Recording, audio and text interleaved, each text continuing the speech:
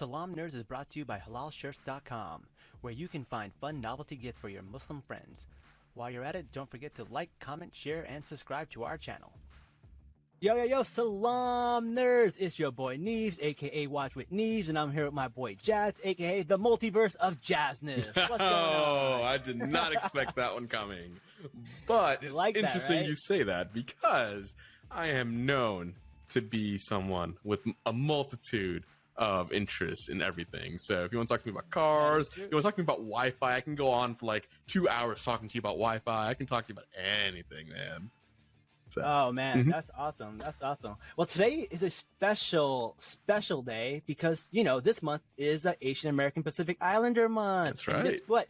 You guys don't get one, not two, but three Asians on the podcast today. So we would like to welcome Marissa to our podcast. She's somebody I've met on TikTok. She talks about amazing stuff, amazing conversations, and she's probably one of the first Asians I started following on TikTok, and I was like learning so much from her. And then when we finally got a chance to do a show and talk about Everything Everywhere All at Once, she was the first person that popped into my mind because I didn't even know about that movie until she started talking about it. So welcome, Marissa. Hi guys, nice to meet you both, and so happy to be here. Man, we're so excited to have you on, and it's going to be a fun conversation. Look, you look so nice. I know, she came prepared. I'm over here showing up in a t-shirt and gym shorts, and I feel like I screwed up, man. I should have gotten a nice shape up, look all nice. Thank you guys. Neves, we gotta step up our game, dude. We're falling behind our guests now. I know. You know what happened? We had guides for like the last 2 episodes, and we kind of like lost it. We were like, we kind of phoned it in, and now we're like, you're getting too comfortable. You're getting too comfortable. We got too comfortable. We forgot how beautiful like women are and how good they look and how bad it makes us look in comparison. Exactly. You're too kind. Oh man! But speaking of looking bad, I gotta say, Everything Everywhere All at Once makes the Multiverse of Madness look pretty bad because it is the far superior movie when it comes to multiverse. What do you guys think? Oh, 100%, dude. Hands down. I don't want to talk about like Doctor Strange too much right now, simply because we have another episode later on for that. But I am going to say one thing.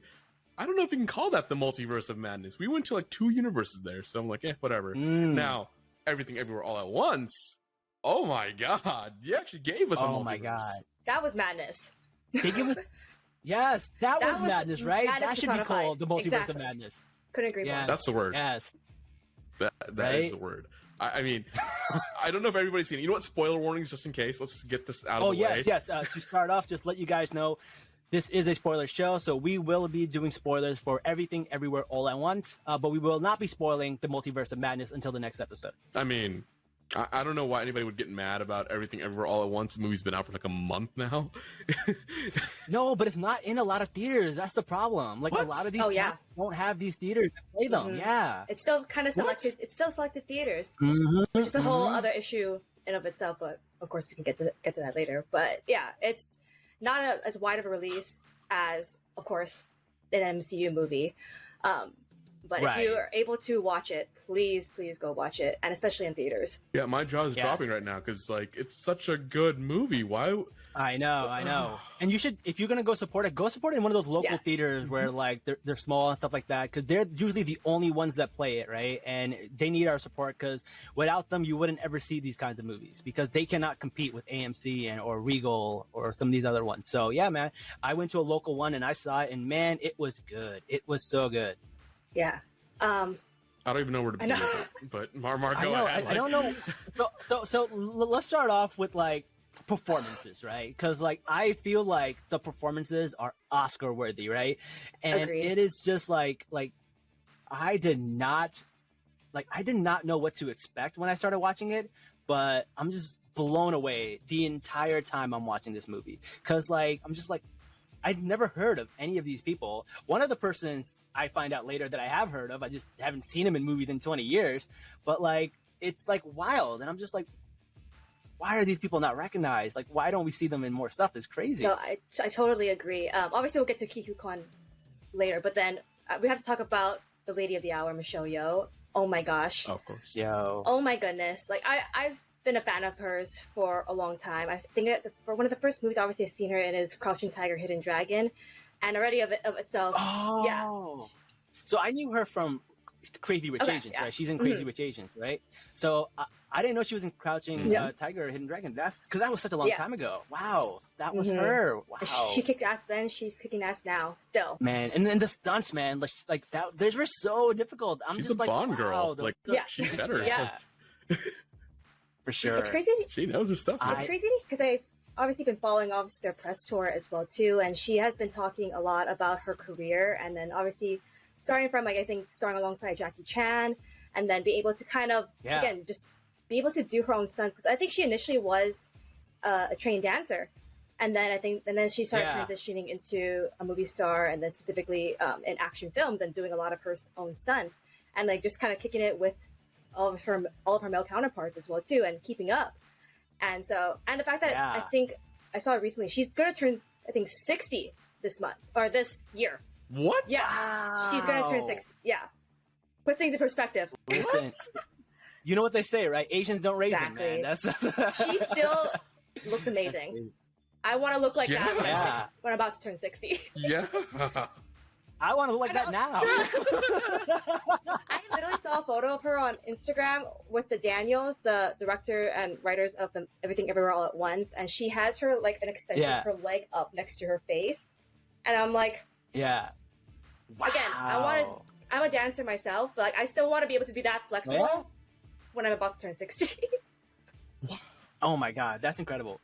But I do want to mention something. You mentioned Jackie Chan. Did you know Jackie Chan was supposed to play the lead in this role? And they were like, you know what?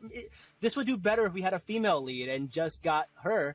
And like this movie would have been so different. And like honestly, it would not have been as good. It would not have been as good if we had Jackie Chan in this role. I totally agree. I think a lot of it too is because with Michelle Yeoh playing a character that I think obviously in like a lot of superhero like just movies in general, like it's a predominantly just a white male space, and to see kind of Michelle Yeoh just not only just an Asian female but an older Asian female character just taking on the role of a superhero just speaks volumes to just obviously how we have a lack of that demographic in those main character roles. And again, I think it just adds another layer to this story in particular for Michelle Yeoh in particular to play this character, to play a mother.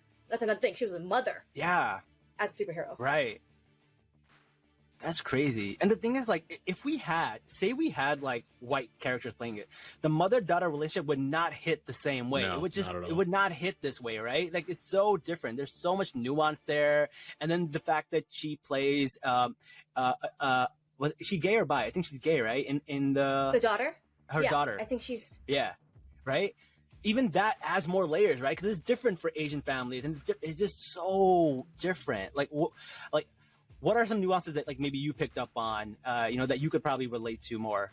I think a lot, at least for me, it was just the idea of, just the themes of wanting to just constantly make my mother proud and just not want to disappoint her. And then I think that beginning sequence of her, like the daughter Joyce, just chasing down her mother. Her mother was so busy with just the laundromat and everything, and then trying to get just to hold her down for a conversation to be like, hey, like I want to talk to you right now, and I want to talk about how I'm going to come out to Gong Gong, the grandpa with my girlfriend, and then just kind of the idea of like not wanting to listen because she's so busy, preoccupied with other things, and it just that I think. At least talking from experience too, and having those kind of difficult conversations and trying to get your mother to understand your point of view, but then your mother is always stuck in her ways or stuck in a kind of a more traditional old school mindset. Yeah. Definitely hit home for me in particular. Absolutely. One of the things that really hit home for me was like when she was trying to explain what was happening, and she was like, "Oh, they're controlling you," and they're like a raccoon. Like she's explaining things so poorly, which is just like my mom. Like she explains things poorly, and she says the wrong words. Like my mom doesn't know how to say appetizer; she goes hepatizers, right? So it's like hepatitis is a different thing, mom. Like you can't confuse the two. So when she says raccoonatui and like mixes it up, I'm just cracking up. And then later you find out that like there is a world. There's an actual raccoon. It's so funny. Like that's something you will never find in a white relationship, right? You can't have that language barrier. Those jokes don't exist in those kind of like structures, and I love that. That was one of my favorite parts. No, absolutely. Yeah, shout out to that raccoon though. Oh my god. Yes. Yo, when she got on top of his shoulders and started like, how high were they when they thought of this idea? It's so crazy. I want to know what they thought. And like the pitch room's like, okay, start this out. It's gonna be a raccoon, and we're gonna put him on the head. It's gonna be about Ratatouille. And I don't know which studio approved this whole damn thing, but I want to know what they were drinking or smoking or whatever else they were doing. And they were like, you know what? Let's get the guy from Glee. They got the guy from Glee, right? He was the Ratatouille guy. It was such a pleasant surprise to see him in this role too. Like he's also another like favorite. I've also followed him since Glee and as well too. He's an incredible dancer as well. So oh my god, he's an incredible dancer. One of like the best I've seen. It's really crazy. I've seen him do the singing in the rain dance sequence. Oh my god, that was incredible. What you're talking about. I remember that. Yeah, I don't even like Glee, but I remember that. Like, I remember that was so good. You don't like Glee?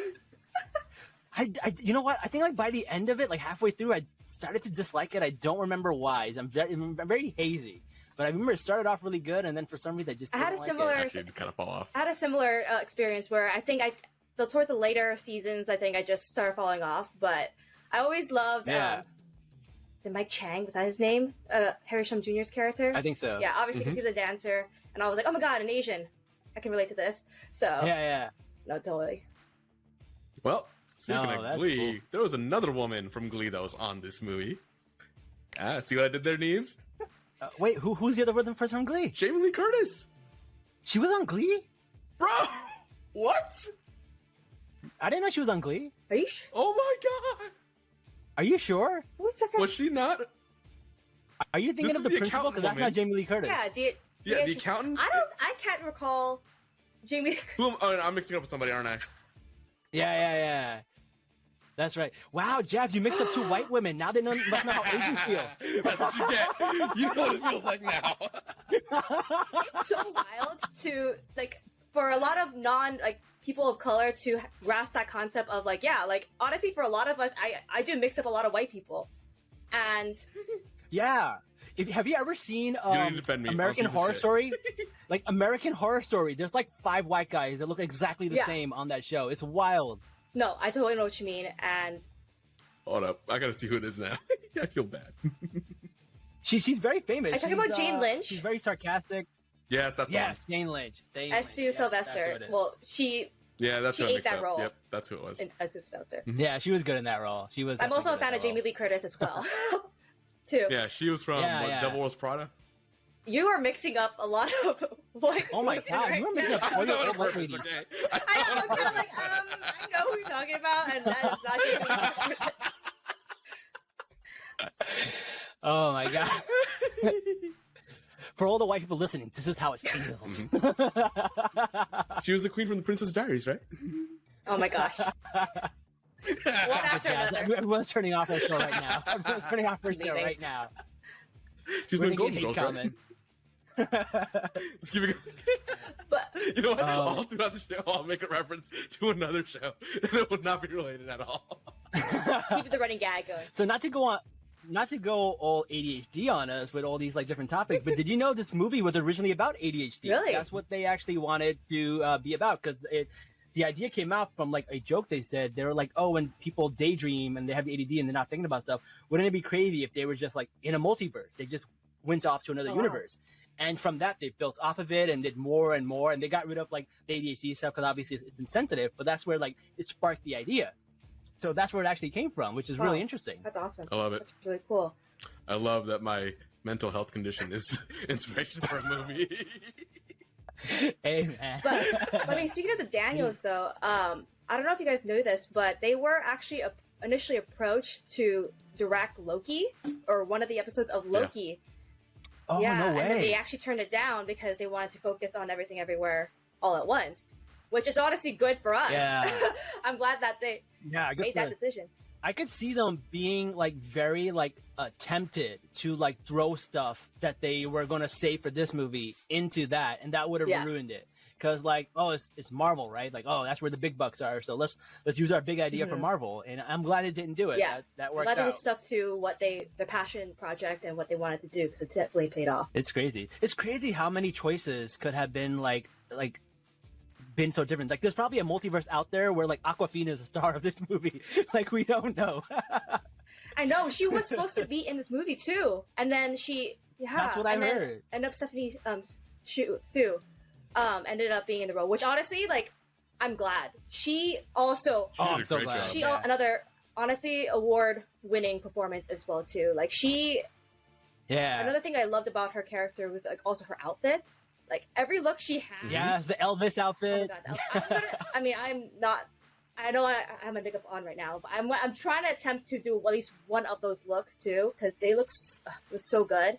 Her makeup, even the outfits too. Yeah, such good cosplay. They're so good right there.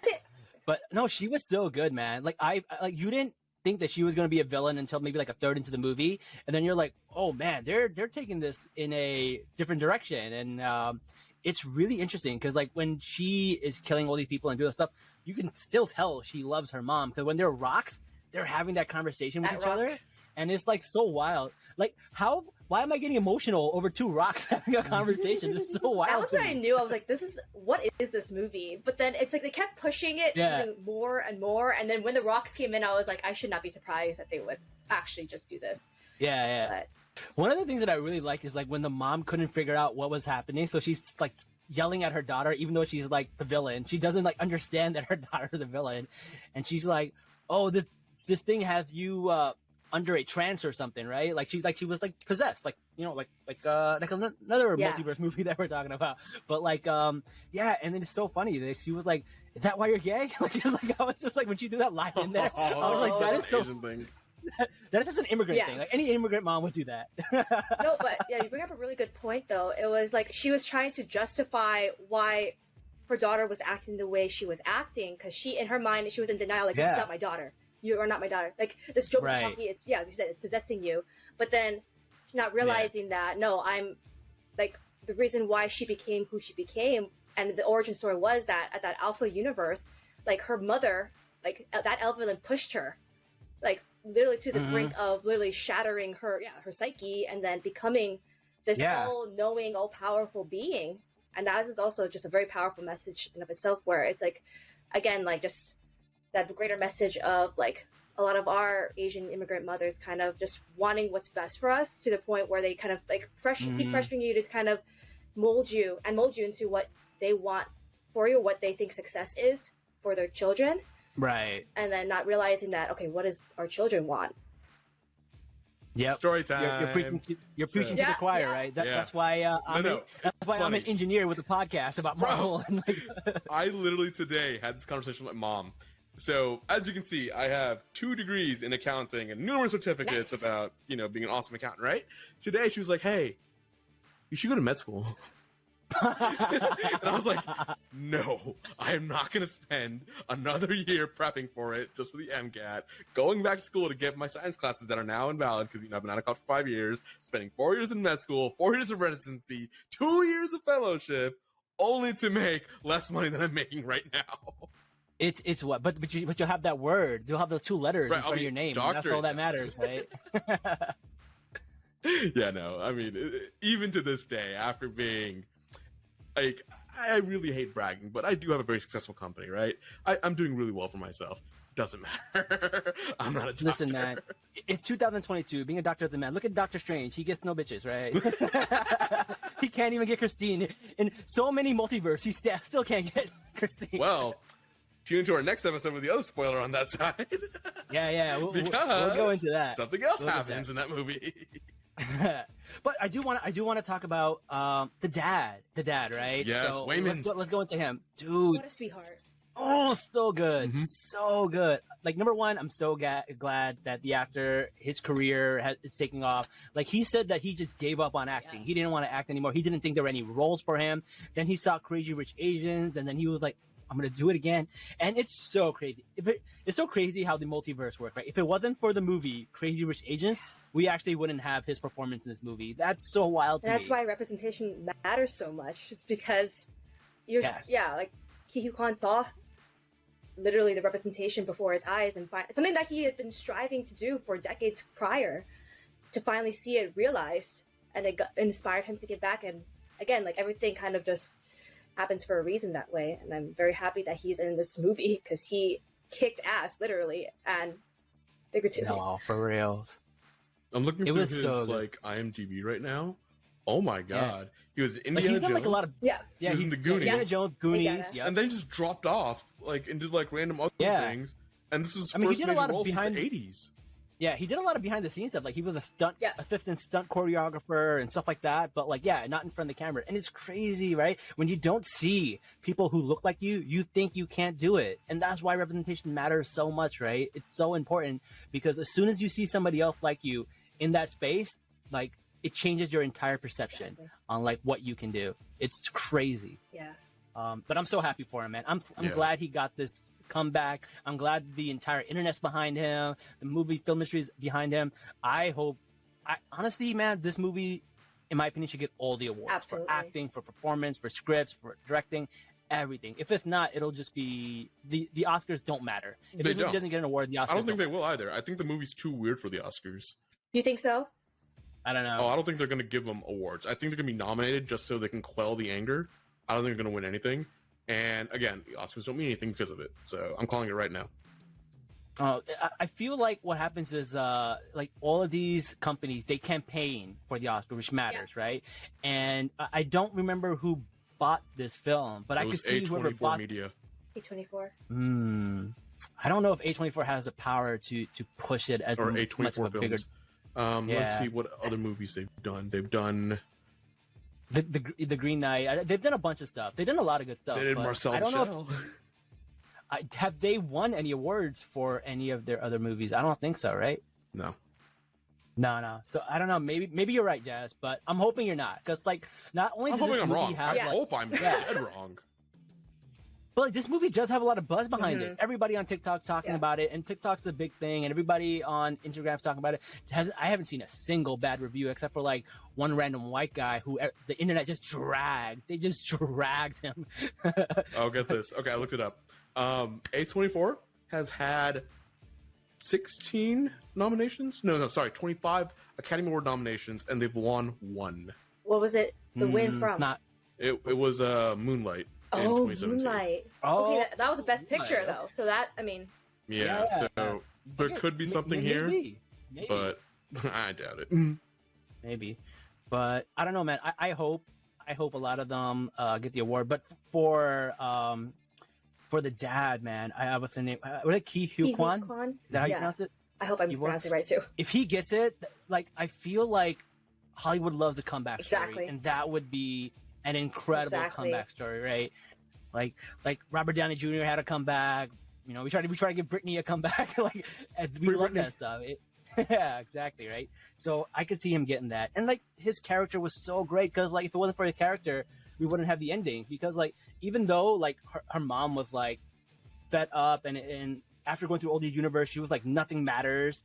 It was the kindness of her husband that made her think that, like, just even though something doesn't matter, doesn't make the world worth living, right? Kindness is so important to this world, because he's the one that convinced Jamie Lee Curtis to like, hey, give him more time. And she was like, how did you do that? And he was like, it was just kind to her, right? No.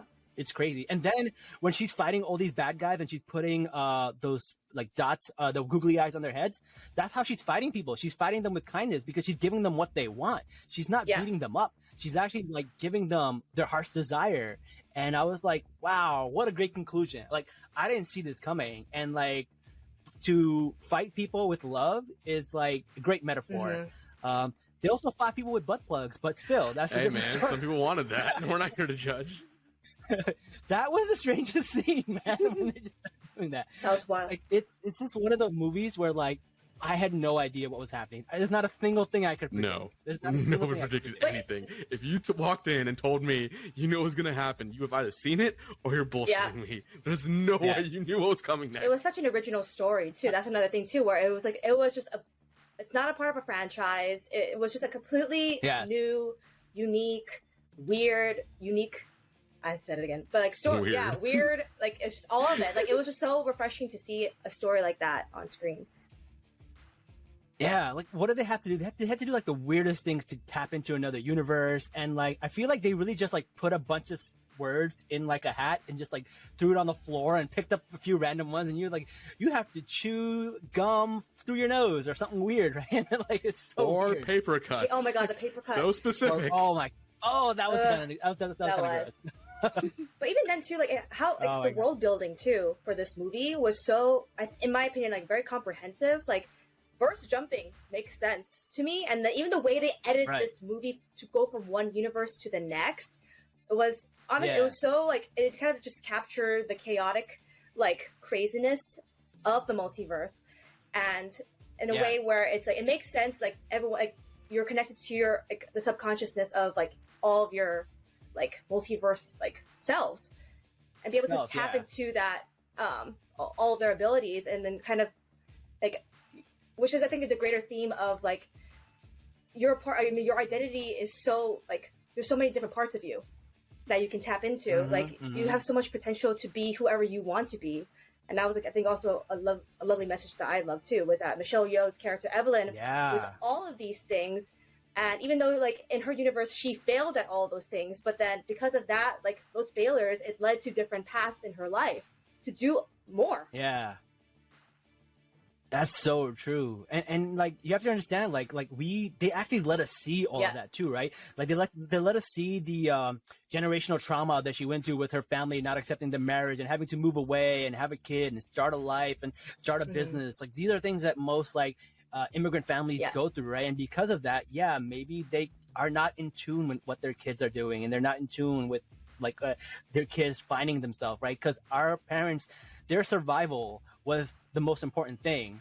For us, self-discovery seems to be the most important thing, right? And if it wasn't for them just surviving, we wouldn't have that privilege to find ourselves. It's one of those things that like we take for granted, but it's a really great way to showcase that in this movie. Definitely.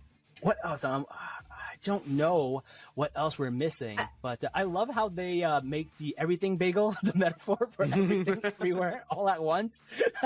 Quite literally everything. Everything bagel. I thought that was pretty funny. That was pretty good. A lot of things were just on the nose, and I was like, oh, okay, nice. Yeah. The awards for the auditors at the IRS. I was like, oh yeah. I swear to God, like I was like that was like a book club, but I was like, I'm not gonna say nothing because people won't think I'm weird. It turns out, I love that callback. That callback was like immaculate. Like just the way that they were fighting, and then they kind of like look at the awards. Yeah. Oh man, that is fun. Oh man. Well, speaking of butt plugs, we're gonna plug this episode because we are out of time.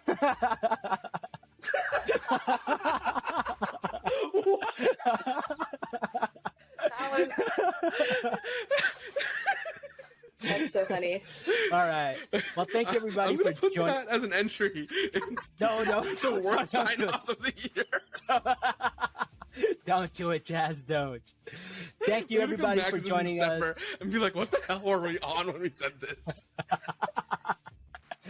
Listen, man, I don't think of them. They come to me. I don't go looking for these transitions.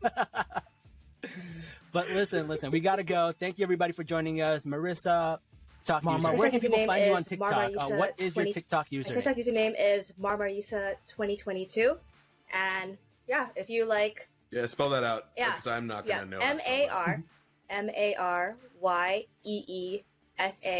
2022. That should be it. I really hope awesome. I'm guys, right go follow her. She's amazing. She puts out great content. What do you do? Like Marvel, Asian representation. What else? Oh, she got hot dog fingers. She got hot dog fingers. It's amazing. Well, the things I post would be, I think, yes, definitely all things Asian and Pacific Islander representation, all things Marvel, any TV show that I am watching and obsessed with, I will definitely talk about. Even movies as well too. So if you like conversations surrounding that, definitely give me a follow. All right, man. But thank you for joining us, and we can't wait to have you back for our Multiverse of Madness episode. So till then, Salaam, nerds. And that's the end of our episode. Don't forget to like, comment, share, and subscribe to our channel. We are on YouTube, Spotify, Apple Podcasts, iHeartRadio, and more. Also, don't forget to check out our sponsor, halalshirt.com, where you can get fun novelty gifts for your Muslim friends. They have t-shirt, phone cases, hoodies, clothing for children, and much, much more. That's halalshirts.com, HALAL shirts.com.